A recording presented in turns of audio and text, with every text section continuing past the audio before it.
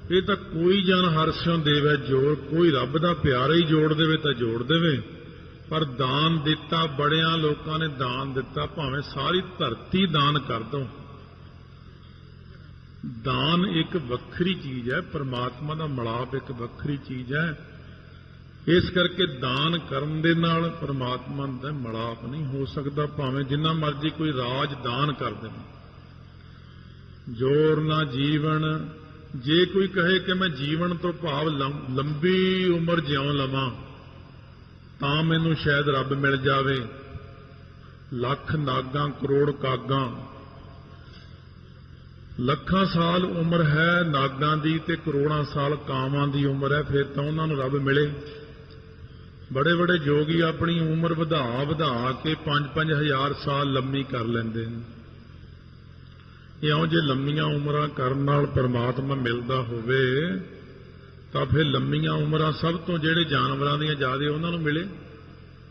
ਇਉਂ ਲੰਮੀਆਂ ਉਮਰਾਂ ਕਰਨ ਦੇ ਨਾਲ ਪਰਮਾਤਮਾ ਨਾਲ ਸਾਡਾ ਜੋੜ ਨਹੀਂ। ਇਸੇ ਦਾ ਹੀ ਭਾਵ ਗਿਆਨ ਹੈ ਵੀ ਆਖਣ ਨਾਲ ਜੋਰ ਦਾ ਅਰਥ ਗਿਆਨ ਵੀ ਹੈ। ਗਿਆਨ ਪੈਦਾ ਆਖਣ ਨਾਲ ਨਹੀਂ ਹੁੰਦਾ, ਗੱਲਾਂ ਦੇ ਨਾਲ ਗਿਆਨ ਨਹੀਂ ਹੁੰਦਾ।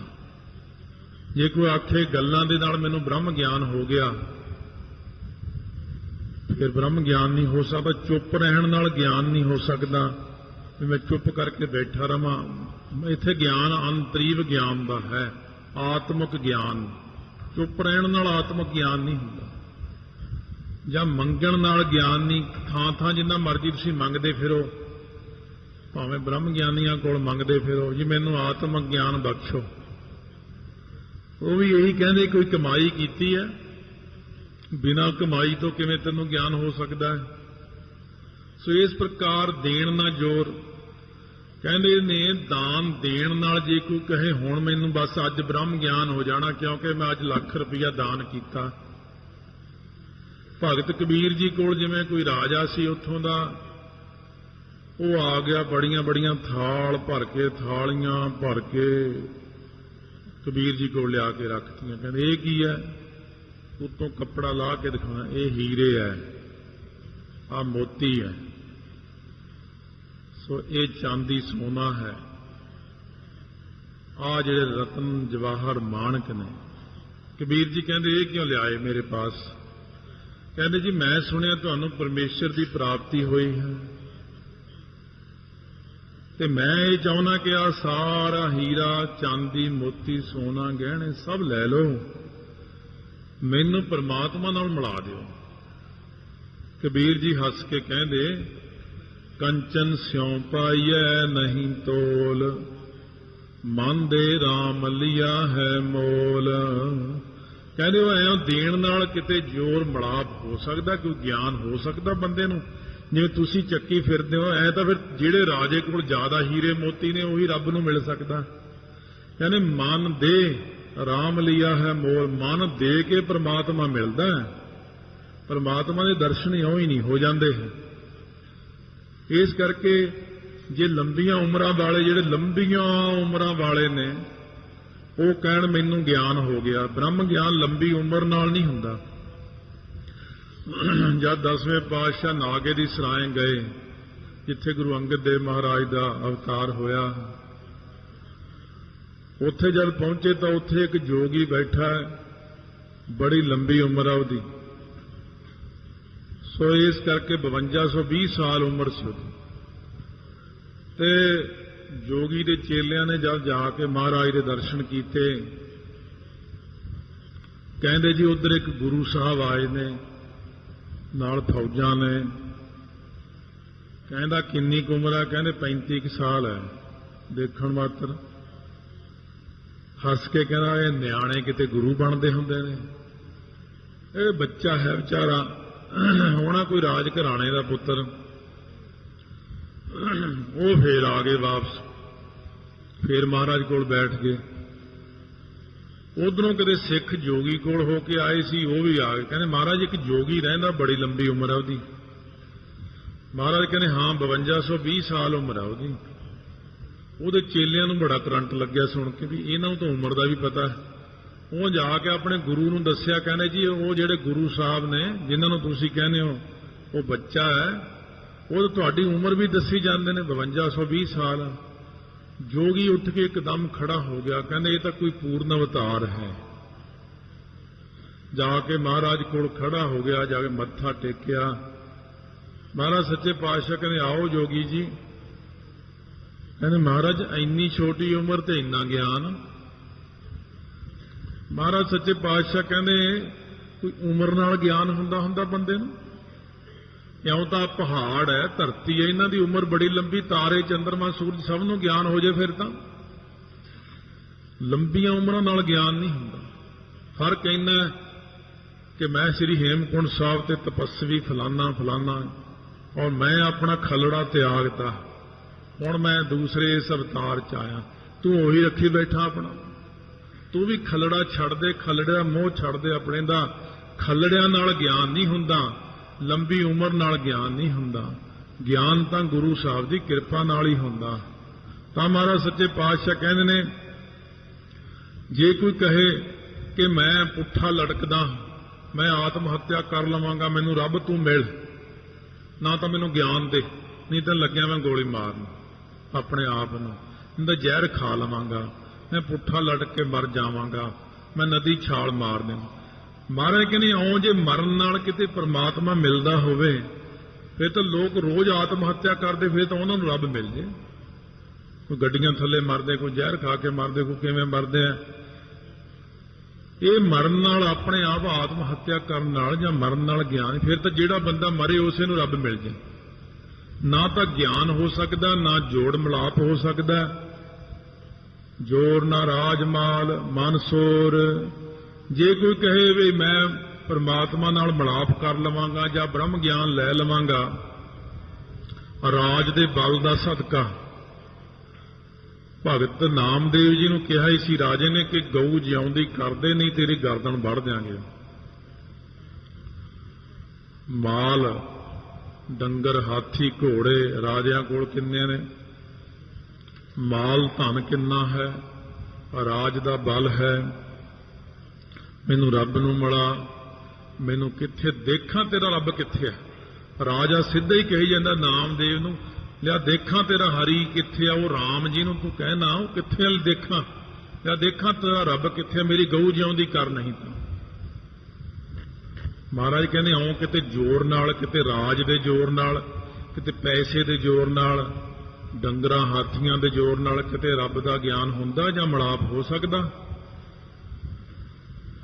ਜਿਹੜੇ ਬੰਦੇ ਕੋਲ ਰਾਜ ਹੈ, ਜਿਹੜੇ ਬੰਦੇ ਕੋਲ ਮਾਲ ਹੈ, ਉਹਦੇ ਕੋਲ ਤਾਂ ਸਿਰਫ ਹੈ ਮਨ ਸੋਰ। ਉਹਦੇ ਕੋਲ ਮਨ ਦੇ ਸੰਕਲਪਾਂ ਦਾ ਸ਼ੋਰ ਹੈ, ਬਸ ਸੰਕਲਪ ਅਤੇ ਵਿਕਲਪ। ਰਾਜਿਆਂ ਨੂੰ ਨੀਂਦ ਨਹੀਂ ਆਉਂਦੀ ਰਾਤ ਨੂੰ, ਟੀਕੇ ਲਾ ਲਾ ਤਾਂ ਰਾਜੇ ਸੌਂਦੇ। ਪੁਰਾਣੇ ਜ਼ਮਾਨਿਆਂ 'ਚ ਆਈਆਂ ਬੂਟੀਆਂ ਹੁੰਦੀਆਂ ਸੀ, ਸੰਘਾ ਦੇਣੀ, ਰਾਜੇ ਨੇ ਸੌਂ ਜਾਣਾ। ਆਪਣੀ ਨੀਂਦ ਨਹੀਂ ਸੌਂ ਸਕਦਾ ਰਾਜਾ, ਉਹਦਾ ਤਾਂ ਮਨ ਦਾ ਹੀ ਰੌਲਾ ਹੈ। ਜੇ ਕੋਈ ਕਹੇ ਕਿ ਮੈਂ ਰਾਜ ਦੇ ਬਲ ਕਰਕੇ, ਮਾਲ ਧਨ ਦੇ ਬਲ ਕਰਕੇ ਪਰਮੇਸ਼ਰ ਦਾ ਗਿਆਨ ਪ੍ਰਾਪਤ ਕਰ ਲਵਾਂਗਾ ਜਾਂ ਮਿਲਾਪ ਕਰ ਲਵਾਂਗਾ, ਇਹ ਵੀ ਨਹੀਂ ਹੋ ਸਕਦਾ ਹੈ। ਜੋਰ ਨਾ ਸੁਰਤੀ ਗਿਆਨ ਵਿਚਾਰ। ਜੋਰ ਤੋਂ ਭਾਵ ਮਿਲਾਪ ਜਾਂ ਗਿਆਨ, ਬ੍ਰਹਮ ਗਿਆਨ। ਜੇ ਕੋਈ ਕਹੇ ਮੈਂ ਵੇਦਾਂ ਦੀ 1 ਲੱਖ ਸੁਰਤੀ ਕੰਠ ਕਰ ਲਵਾਂ, ਫੇਰ ਕੀ ਹੋ ਜੂ? ਕੁਝ ਵੀ ਨਹੀਂ ਹੋਣਾ। ਜੇ ਕੋਈ ਕਹੇ ਮੈਂ ਉਹੀ ਸੁਰਤੀ ਆਪਣੀ ਉੱਪਰ ਚੜਾ ਲੈਂਦਾ ਬਿਨਾਂ ਨਾਮ ਤੋਂ ਹੀ, ਜਿਵੇਂ ਜੋਗੀ ਚੜਾਉਂਦੇ 10ਵੇਂ ਦੁਆਰ ਨੂੰ ਸਵਾਸ, ਫੇਰ ਕੀ ਹੋ ਜਾਵੇਗਾ ਮਹਾਰਾਜ? ਕੋਈ ਕੁਝ ਵੀ ਨਹੀਂ ਹੋਣਾ। ਜੇ ਕੋਈ ਕਹੇ ਕਿ ਮੈਂ ਬਹੁਤ ਮੈਨੂੰ ਗਿਆਨ ਹੈ, ਜਨਰਲ ਨੌਲੇਜ ਬੜੀ ਹੈ ਮੈਨੂੰ, ਫੇਰ ਕੀ ਹੋ ਜਾਣਾ? ਇਹ ਗਿਆਨ ਤੇ ਝੂਠਾ ਗਿਆਨ ਹੈ ਤੇਰੇ ਪਾਸ। ਇਉਂ ਤਾਂ ਦੁਨੀਆ 'ਚ ਬੜੇ ਲੋਕਾਂ ਨੂੰ ਬੜਾ ਗਿਆਨ ਹੈ, ਪਰ ਬ੍ਰਹਮ ਗਿਆਨ ਤਾਂ ਨਹੀਂ ਹੈ, ਆਤਮਿਕ ਗਿਆਨ ਤਾਂ ਨਹੀਂ ਹੋ ਸਕਦਾ। ਬਾਹਰੀ ਗਿਆਨ ਜਿੰਨਾ ਮਰਜ਼ੀ ਇਕੱਠਾ ਕਰ ਲਓ, ਲਾਇਬ੍ਰੇਰੀ ਦੀਆਂ ਪੂਰੀਆਂ ਕਿਤਾਬਾਂ ਪੜ੍ਹ ਲਓ, ਦੁਨੀਆ ਭਰ ਦੀਆਂ ਕਿਤਾਬਾਂ ਪੜ੍ਹ ਦੋ, ਪੜ੍ਹ ਗੱਡੀ ਲੱਦੀ ਹੈ, ਪੜ੍ਹ ਭਰੀਆ ਸਾਥ, ਪੜ੍ਹ ਬੇੜੀ ਪਾਈ ਹੈ, ਪੜ੍ਹ ਗੱਡੀਆ ਖਾਤ, ਪੜ੍ਹੀਆ ਜੇਤੇ ਬਰਸ ਪੜ੍ਹੀਆ ਜੇਤੇ ਮਾਸ, ਪੜ੍ਹੀਆ ਜੇਤੀ ਆਰਜਾ, ਪੜ੍ਹੀਆ ਜੇਤੇ ਸਾਸ। ਨਾਨਕ ਲੇਖੈ ਇੱਕ ਗੱਲ, ਹੋਰ ਹਉਮੈ ਚੱਖਣਾ ਚਾਖ। ਲਿਖ ਪੜ੍ਹਿਆ ਤੇਤਾ ਕੜਿਆ, ਬਹੁ ਤੀਰਥ ਭਵਿਆ ਤੇਤੋਂ ਲਵਿਆ, ਬਹੁ ਭੇਖ ਕੀਆ ਦੇਹੀ ਦੁੱਖ ਦੀਆ, ਸਹੁ ਵੇਜੀਆ ਆਪਣਾ ਕੀਆ। ਅੰਨ ਨਾ ਖਾਇਆ ਸਾਧ ਗਵਾਇਆ, ਬਹੁ ਦੁੱਖ ਪਾਇਆ ਦੂਜਾ ਪਾਇਆ। ਮਹਾਰਾਜ ਕਹਿੰਦੇ ਇਹਦਾ ਫਾਇਦਾ ਕੀ ਹੈ? ਇਹੋ ਜਿਹੇ ਨਕਲੀ ਗਿਆਨ ਨੂੰ ਕਰਨਾ ਕੀ ਹੈ? ਵਿਚਾਰ। ਜੇ ਕੋਈ ਕਹੇ ਮੈਂ ਬੜੀ ਡੂੰਘੀ ਵਿਚਾਰ ਕਰਦਾ ਹਾਂ, ਵਿਚਾਰ ਕਰਨ ਵਾਲੇ ਤਾਂ ਇੰਨੀ ਡੂੰਘੀ ਵਿਚਾਰ ਵਾਲੇ ਬੈਠੇ ਨੇ, ਐਸੇ ਐਸੇ ਵਿਦਾਂਤ ਦੇ ਮਾਹਰ ਬੈਠੇ ਨੇ, ਤੁਹਾਨੂੰ ਰੱਬ ਕੋਲ ਖੜਾ ਦਿਖਾ ਦੇਣੇ ਉਹ ਗੱਲਾਂ ਦੇ ਨਾਲ। ਪਰ ਇਉਂ ਰੱਬ ਮਿਲਦਾ ਕਿਤੇ? ਇਉਂ ਤਾਂ ਆਪਾਂ ਰੋਜ਼ ਹੀ ਕਥਾ 'ਚ ਰੱਬ ਨੂੰ ਇੱਕ ਵਾਰ ਹਾਜ਼ਰ ਕਰ ਲੈਂਦੇ ਆ, ਆਪਣੇ ਅੰਦਰ ਹੈ ਬਈ, ਆਪਣੇ ਬਾਹਰ ਹੈ ਬਈ। ਮਹਾਰਾਜ ਕਹਿੰਦੇ ਇਉਂ ਵਿਚਾਰਾਂ ਦੇ ਨਾਲ, ਗਿਆਨ ਦੀਆਂ ਗੱਲਾਂ, ਧਿਆਨ ਦੇ ਧੋਖੇ, ਕਰਮਾਂ ਦੇ ਕੜਛਿਆਂ ਨਾਲ ਜੇ ਰੱਬ ਮਿਲਣ ਲੱਗ ਜੇ, ਫਿਰ ਤਾਂ ਹਰੇਕ ਹੀ ਵਿਦਵਾਨ ਰੱਬ ਨੂੰ ਮਿਲ ਲਵੇ। ਫਿਰ ਤਾਂ ਸੁਰਤੀਆਂ ਪੜ੍ਹ ਕੇ ਰੱਬ ਨੂੰ ਮਿਲ ਲੈ, ਸੁਰਤੀਆਂ ਜੋੜ ਕੇ ਮਿਲ ਲੈ। ਗਿਆਨ ਜਿਹੜਾ ਸ਼ਾਂਖ ਮੱਤ ਵਾਲਿਆਂ ਕੋਲੇ ਹੈ, ਵਿਚਾਰ ਜਿਹੜਾ ਵਿਸ਼ੇਖਕ ਮੱਤ ਵਾਲਿਆਂ ਕੋਲੇ, ਉਹਨਾਂ ਕੋਲ ਬੜੇ ਬੜੇ ਵਿਚਾਰ ਪਏ ਨੇ। ਦੂਜੀਆਂ ਮੱਤਾਂ ਕੋਲੇ ਇੰਨੇ ਵਿਚਾਰ ਨੇ, ਕੋਈ ਅੰਤ ਹੀ ਨਹੀਂ ਉਹਨਾਂ ਦਾ। ਹਾਲੇ ਤਾਂ ਆਪਾਂ ਇੱਥੇ ਵਿਦਾਂਤ ਕਦੇ ਵੀ ਨਹੀਂ ਸ਼ੁਰੂ ਕੀਤਾ। ਵਿਦਾਂਤ ਕਦੇ ਸ਼ਾਮ ਦੀ ਕਥਾ 'ਚ ਆਵੇਗਾ 10ਵੇਂ ਪਾਤਸ਼ਾਹ ਦੇ ਸਮੇਂ ਤੇ, ਜਦ 10ਵੇਂ ਪਾਤਸ਼ਾਹ ਦਾ ਪ੍ਰਸੰਗ ਆਇਆ ਨਾ, ਜੇ ਸੰਗਤ ਨੂੰ ਭਾਇਆ ਤਾਂ ਕਈ ਵਾਰੀ ਸੰਗਤ ਇਹ ਵੀ ਕਹਿਣ ਲੱਗ ਜਾਂਦੀ ਉਹ ਵਿਦਾਂਤ ਵਿੱਚ, ਜੀ ਸਾਨੂੰ ਤਾਂ ਪਤਾ ਨਹੀਂ ਲੱਗਦਾ, ਸਾਨੂੰ ਤਾਂ ਸਾਖੀਆਂ ਹੀ ਠੀਕ ਨੇ। ਤੁਸੀਂ ਕਿਹੜਾ ਪਿੰਡ ਦੇ ਬੰਦੇ ਹੋ, ਤੁਹਾਨੂੰ ਸਾਖੀਆਂ ਸੁਣਾਉਣੀਆਂ? ਪੜ੍ਹੇ ਲਿਖੇ ਹੋ। ਜਦੋਂ ਸ਼ਾਮ ਦੀ ਉਹ ਕਥਾ ਕਰਾਂਗੇ, ਉਹ 1 ਮਹੀਨਾ ਚੱਲੇਗੀ ਲਗਾਤਾਰ, ਉਦੋਂ ਵਿਦਾਂਤ ਆਵੇਗਾ। ਬਹੁਤ ਡੂੰਘਾ ਗਿਆਨ ਜਿਹਨੂੰ ਕਹਿੰਦੇ ਨੇ ਵਿਦਾਂਤ। ਪਹਿਲਾਂ ਗੁਰਦੁਆਰਾ ਮੋਤੀ ਬਾਗ ਵਿਖੇ ਉਹਦੀ ਕਥਾ ਕੀਤੀ, 18 ਕੈਸਟਾਂ ਬਣੀਆਂ ਸੀ 60-60 ਮਿੰਟ ਦੀਆਂ, ਹੁਣ ਵੀ ਹੈਗੀਆਂ ਨੇ। ਪਰ ਮੈਂ ਚਾਹੁੰਦਾ ਕਿ ਦੁਬਾਰਾ ਫੇਰ ਰਿਕਾਰਡਿੰਗ ਕੀਤੀ ਜਾਵੇ, ਕਿਉਂਕਿ ਪਹਿਲਾਂ ਜਿਹੜਾ ਗਿਆਨ ਸੀ ਉਹਦੇ ਨਾਲੋਂ ਹੁਣ ਬਹੁਤ ਵਾਧਾ ਹੋ ਜਾਂਦਾ ਬਾਅਦ 'ਚ ਹੌਲੀ ਹੌਲੀ। ਇਸ ਕਰਕੇ ਪਰ ਸਤਿਗੁਰੂ ਮਹਾਰਾਜ ਕਹਿੰਦੇ ਇਹ ਸੁਰਤੀ ਜੋੜਨ ਨਾਲ, ਇਹ ਗਿਆਨ ਦੀਆਂ ਗੱਲਾਂ ਨਾਲ, ਇਹ ਵਿਚਾਰਾਂ ਦੇ ਨਾਲ ਨਾ ਤਾਂ ਆਪਣੇ ਅੰਦਰ ਆਤਮਿਕ ਗਿਆਨ ਪੈਦਾ ਹੋ ਸਕਦਾ, ਨਾ ਆਪਣਾ ਪਰਮੇਸ਼ਰ ਨਾਲ ਮਿਲਾਪ ਹੋ ਸਕਦਾ। ਜੋਰ ਨਾ ਜੁਗਤੀ ਛੋਟਾ ਸੰਸਾਰ। ਜੇ ਸੰਸਾਰ ਨੂੰ ਸਾਰੇ ਨੂੰ ਛੱਡ ਕੇ ਜੰਗਲਾਂ 'ਚ ਬੈਠ ਜਾਓ ਤੇ ਆਪਣੀਆਂ ਜੁਗਤੀਆਂ ਉਗਤੀਆਂ ਦਲੀਲਾਂ ਦਿਓ ਤੇ ਬੜੀਆਂ ਬੜੀਆਂ ਜੁਗਤੀਆਂ ਕਰੋ ਕਿ ਮੈਂ ਰੱਬ ਨੂੰ ਇਸ ਜੁਗਤੀ ਨਾਲ ਮਿਲ ਲਵਾਂਗਾ, ਮੈਂ ਇਸ ਜੁਗਤੀ ਨਾਲ ਮਿਲ ਲਵਾਂਗਾ। ਮਹਾਰਾਜ ਕਹਿੰਦੇ ਪ੍ਰਮਾਤਮਾ ਨੂੰ ਕਿਸੇ ਜੁਗਤੀ ਦੁਆਰਾ ਨਹੀਂ ਮਿਲਿਆ ਜਾ ਸਕਦਾ। ਜਿਹੜੀਆਂ ਜੁਗਤੀਆਂ ਬੰਦਾ ਕਰਦਾ ਸੰਸਾਰ ਨੂੰ ਛੱਡ ਛੱਡ ਕੇ, ਘਰੋਂ ਦੌੜ ਦੌੜ ਕੇ, ਕੋਈ ਮਿਲਾਪ ਨਹੀਂ, ਕੋਈ ਗਿਆਨ ਨਹੀਂ। ਜਿਸ ਹੱਥ ਜੋਰ ਕਰ ਵੇਖੈ ਸੋਏ। ਸੋ ਇਸ ਕਰਕੇ ਇਹ ਤਾਂ ਜਿਸ ਅਕਾਲ ਪੁਰਖ ਦੇ ਹੱਥ ਵਿੱਚ ਹੈ ਨਾ ਜੋਰ, ਉਹੀ ਕਰ ਸਕਦਾ ਸਾਰਾ ਕੁਝ। ਅਥਵਾ ਅੰਤਰੀਵ ਭਾਵ ਇਉਂ ਹੈ, ਜਿਸ ਹੱਥ ਜੋਰ ਕਰ ਵੇਖੈ ਸੋਏ। ਕਹਿ ਰਵਿਦਾਸ ਹਾਥ ਪੈ ਨੇਰਾ ਸਹਿਜੇ ਹੋਏ ਸੋਈ।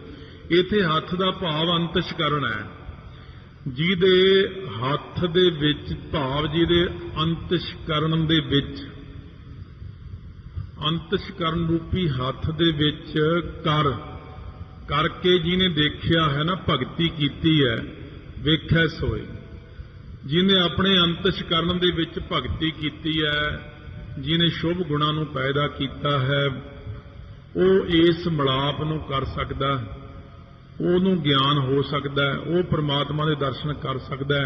ਜਿਹੜਾ ਅੰਤਸ਼ਕਰਣ ਰੂਪੀ ਹੱਥ ਦੇ ਵਿੱਚ ਕਰਕੇ ਵੇਖਦਾ ਹੈ, ਸ਼ਰਵਣ, ਫਿਰ ਨਿਧਿਆਸਣ, ਕਮਾਈ ਕਰਦਾ, ਮੰਨਣ ਕਰਦਾ, ਉਹ ਅਕਾਲ ਪੁਰਖ ਦੇ ਦਰਸ਼ਨ ਕਰ ਸਕਦਾ। ਨਾਨਕ ਉੱਤਮ ਨੀਚ ਨਾ ਕੋਏ। ਮਹਾਰਾਜ ਕਹਿੰਦੇ ਆਪਣੇ ਆਪ ਨਾ ਤਾਂ ਕੋਈ ਬੰਦਾ ਉੱਤਮ ਬਣ ਸਕਦਾ, ਨਾ ਨੀਚ ਬਣ ਸਕਦਾ। ਹੈ ਸਾਰਾ ਕੁਝ ਅਕਾਲ ਪੁਰਖ ਦੇ ਹੁਕਮ ਦੇ ਵਿੱਚ ਹੀ ਸਭ ਵਾਹਿਗੁਰੂ ਨੇ ਬਣਾਏ ਨੇ। ਨਾ ਤਾਂ ਉੱਤਮ ਬੰਦੇ ਵੱਲ ਦੇਖ ਕੇ ਖਿਜੋ ਵੀ ਇਹ ਇੰਨਾ ਉੱਤਮ ਕਿਉਂ ਬਣ ਗਿਆ, ਇੰਨਾ ਵੱਡਾ ਕਿਉਂ ਬਣ ਗਿਆ। ਉਹ ਕਹਿੰਦਾ ਭਾਈ ਮੈਂ ਕਿਹੜਾ ਆਪ ਬਣਿਆ, ਮੈਨੂੰ ਵਾਹਿਗੁਰੂ ਨੇ ਬਣਾਇਆ। ਨਾ ਨੀਚ ਬੰਦੇ ਵੱਲ ਦੇਖ ਕੇ ਕਦੇ ਹੱਸੋ, ਗਰੀਬ ਵੱਲ ਦੇਖ ਕੇ ਕਿ ਕਿਵੇਂ ਪਾਟੇ ਕੱਪੜੇ ਪਾਏ ਨੇ, ਕਿਵੇਂ ਛਿਲਕੇ ਚੱਕ ਚੱਕ ਖਾਈ ਜਾਂਦਾ, ਰੂੜੀਆਂ ਤੋਂ ਵਿਚਾਰੇ ਕਾਗਜ਼ ਚੁੱਕ ਚੁੱਕ ਖਾਂਦੇ ਨੇ, ਉਹਨਾਂ ਵੱਲ ਦੇਖ ਕੇ ਹੱਸਣਾ ਮੈਨੂੰ। ਉਹ ਕਹਿੰਦਾ ਭਾਈ ਮੈਂ ਕਿਹੜਾ ਨੀਚ ਆਪ ਬਣਿਆ, ਇਹ ਤਾਂ ਉਹਦੇ ਹੁਕਮ 'ਚ ਬਣ ਗਿਆ। ਇਹ ਦੋਨੋਂ ਨੀਚ ਤੇ ਉੱਤਮ ਉਹਦੇ ਹੁਕਮ ਵਿੱਚ ਹੀ ਆ ਆਪਾਂ। ਇਸ ਕਰਕੇ ਕਿਸੇ ਨਾਲ ਈਰਖਾ ਨਹੀਂ ਕਰਨੀ, ਵੱਡਾ ਜਾਣ ਕੇ, ਛੋਟਾ ਜਾਣ ਕੇ ਮਖੌਲ ਨਹੀਂ ਕਰਨਾ। ਇਹ ਤਾਂ ਸਭ ਉਹਦਾ ਭਾਣਾ ਹੈ ਸੱਚੇ ਪਾਤਸ਼ਾਹ ਦਾ। ਪਤਾ ਨਹੀਂ ਕਿਹੜੇ ਵੇਲੇ ਨਦਰ ਪੱਠੀ ਜੇ ਕਰੇ, ਸੁਲਤਾਨਾ ਕਾਹੋ ਕਰਾਏਂਦਾ, ਦਰ ਮੰਗਣ ਭਿਖ ਨਾ ਪਾਏਂਦਾ। ਫਿਰ ਪਤਾ ਨਹੀਂ ਕਿਹੜੇ ਵੇਲੇ ਕਿੱਧਰ ਨੂੰ ਕਹਾਣੀ ਚਲੀ ਜਾਣੀ ਹੈ। ਇਸ ਕਰਕੇ ਮਖੌਲ ਨਹੀਂ ਕਰਨਾ ਕਿਸੇ ਨੂੰ। ਇਹ ਗੱਲ ਇੱਕ ਇਹ ਧਿਆਨ 'ਚ ਰੱਖਣੀ, ਗੱਲ ਖਾਸ ਗੱਲਾਂ ਹੁੰਦੀਆਂ ਕਈ, ਬਾਕੀ ਤੇ ਤੁਹਾਡੇ ਵਾਹਿਗੁਰੂ ਦੀ ਕਿਰਪਾ, ਬੁੱਧੀਆਂ ਬਹੁਤ ਨੇ, ਦਿਮਾਗ ਬੜੇ ਨੇ। ਮੈਂ ਤਾਂ ਆਪਣੀ ਮੋਟੀ ਜੀ ਬੁੱਧੀ ਅਨੁਸਾਰ ਤੁਹਾਨੂੰ ਰਾਏ ਦਿੰਦਾ, ਨਿੰਦਾ ਨਹੀਂ ਕਰਨੀ ਕਿਸੇ ਦੀ। ਇਹ ਗੱਲ ਕਈ ਵਾਰੀ ਪ੍ਰੈਕਟੀਕਲ ਤੌਰ ਤੇ ਤਜਰਬਿਆਂ 'ਚ ਸਾਹਮਣੇ ਆਉਂਦੀ ਹੈ। ਜਿਵੇਂ ਆਪਾਂ ਕਈ ਵਾਰੀ ਨਾ ਦੇਵੀ ਦੇਵਤਿਆਂ ਦੀ ਵੀ ਨਿੰਦਿਆ ਕਰ ਦਿੰਦੇ ਆ ਕਈ ਵਾਰ ਆਪਾਂ ਕਈ ਚੀਜ਼ਾਂ ਨੂੰ ਗਾਲਾਂ ਵੀ ਕੱਢ ਦਿੰਦੇ ਆ, ਮਾੜੀਆਂ ਗੱਲਾਂ ਵੀ ਕਹਿ ਦਿੰਦੇ ਆ, ਉਹ ਫਲਾਨਾ ਤਾਂ ਇਹ ਆ, ਫਲਾਨਾ ਇਹ ਆ। ਇਸ ਗੱਲ ਵਿੱਚ ਵੀ ਨਹੀਂ ਨਿੰਦਾ ਕਰਨੀ। ਦੇਵੀ ਦੇਵਤਾ ਵੀ ਉਹਦੇ ਹੁਕਮ ਵਿੱਚ ਹੀ ਬਣੇ ਹੋਏ ਨੇ। ਚੰਦਰਮਾ, ਤਾਰੇ, ਸੂਰਜ, ਗ੍ਰਹਿ ਵੀ ਉਹਦੇ ਹੁਕਮ ਵਿੱਚ ਹੀ ਬਣੇ। ਸੰਤ ਮਹਾਤਮਾ ਕੋਈ ਵੀ ਹੋਵੇ, ਕਈ ਲੋਕ ਸੰਤਾਂ ਦੀ ਨਿੰਦਾ ਕਰਦਾ, ਕੋਈ ਦੇਵਤਿਆਂ ਦੀ ਕਰਦਾ, ਕੋਈ ਕਿਸੇ, ਇੱਕ ਦੂਜੇ ਨੂੰ ਵਿਰੋਧ ਹੋ ਕੇ ਨਿੰਦਾ ਹੋਈ ਜਾਂਦੀ ਆ। ਉਹਦੇ ਵਿੱਚ ਆਪਣਾ ਬਹੁਤ ਨੁਕਸਾਨ ਹੁੰਦਾ, ਖਾਸ ਕਰ ਜਿਨ੍ਹਾਂ ਨੇ ਭਗਤੀ ਕਰਨੀ ਹੋਵੇ ਉਹ। ਨਾਲੇ ਗੁਰਸਿੱਖ ਦੇ ਮੂੰਹ ਵਿੱਚ ਤਾਂ ਵਾਹਿਗੁਰੂ ਵਾਹਿਗੁਰੂ ਹੀ ਠੀਕ ਲੱਗਦਾ। ਗੁਰਸਿੱਖ ਦੇ ਮੂੰਹ ਵਿੱਚ ਤਾਂ ਕਿਸੇ ਦੀ ਵੀ ਨਿੰਦਾ ਚੰਗੀ ਲੱਗਦੀ ਹੀ ਨਹੀਂ। ਤਾਂ ਮਹਾਰਾਜ ਕਹਿੰਦੇ ਜਿੰਨਾ ਚਿਰ ਤੂੰ ਨਿੰਦਾ ਕਰਨੀ ਆ, ਉਹਨੂੰ ਮਾੜਾ ਕਹਿਣਾ, ਫਲਾਣੇ ਨੂੰ ਕਿਸੇ ਨੂੰ ਵੀ ਮਾੜਾ ਕਹਿਣਾ ਤੁਸੀਂ, ਉਹਨਾਂ ਚਿਰ ਵਾਹਿਗੁਰੂ ਵਾਹਿਗੁਰੂ ਕਰਿਆ ਕਰੋ, ਮੂਲ ਮੰਤਰ ਪੜਿਆ ਕਰੋ। ਮਾੜਾ ਨਹੀਂ ਕਹਿਣਾ, ਮੰਦਾ ਕਿਸੇ ਦਾ ਆਖ ਝਗੜਾ ਪਾਵਣਾ। ਮਹਾਰਾਜ ਜੀ ਕਹਿੰਦੇ ਨਾ ਭਾਈ ਮਾੜਾ ਬੋਲ ਨਹੀਂ ਬੋਲਣਾ, ਬੋਲਤ ਬੋਲਤ ਬੜਾ ਵਿਕਾਰਾ। ਇਸ ਕਰਕੇ ਇਹ ਚੀਜ਼ ਨੂੰ ਹਮੇਸ਼ਾ ਧਿਆਨ 'ਚ ਰੱਖਣਾ। ਆਓ ਸਤਿਗੁਰੂ ਮਹਾਰਾਜ ਸੱਚੇ ਪਾਤਸ਼ਾਹ ਕੀ ਕਹਿੰਦੇ ਨੇ ਅੱਗੇ 34ਵੀਂ ਪੌੜੀ ਵਿੱਚ ਬਖਸ਼ਿਸ਼ ਕਰਦੇ ਆ। ਇਹ 35ਵੀਂ ਪੌੜੀ ਵਿੱਚ ਇਹਦਾ ਨਾਮ ਲਿਖਿਆ ਪੌੜੀ ਦਾ, ਧਰਮ ਖੰਡ ਕਾ ਇਹੋ ਧਰਮ। ਅੱਗੇ ਲਿਖਦੇ ਨੇ ਗਿਆਨ ਖੰਡ ਕਾ ਆਖੋ ਕਰਮ। ਅੱਗੇ ਉਹ 35ਵੀਂ ਪੌੜੀ ਇੱਥੋਂ ਸ਼ੁਰੂ ਹੁੰਦੀ, ਗਿਆਨ ਖੰਡ ਕਾ ਆਖੋ ਕਰਮ। ਧਰਮ ਖੰਡ ਕਾ ਇਹੋ ਧਰਮ। ਇਹ ਧਰਮ ਖੰਡ ਦਾ ਧਰਮ ਸੁਣ ਲਓ। ਇਹਨੂੰ ਸ਼ੁਰੂ ਕਰਦੇ ਨੇ ਇੱਥੋਂ ਕਿ ਰਾਤੀ ਰੁੱਤੀ ਥਿੱਤੀ ਵਾਰ ਤੋਂ। ਹੈ 34ਵੀਂ ਪੌੜੀ, ਨਾਮ ਇਹਦਾ 35ਵੀਂ ਪੌੜੀ 'ਚ ਲਿਖਿਆ ਹੈ। ਪਰ ਇਸ ਜਿਹੜੀ ਸਾਰੀ ਪੌੜੀ ਹੈ ਇਹ ਸ਼ੁਰੂ ਕਿੱਥੋਂ ਹੁੰਦੀ? ਤਿਸ ਵਿੱਚ ਧਰਤੀ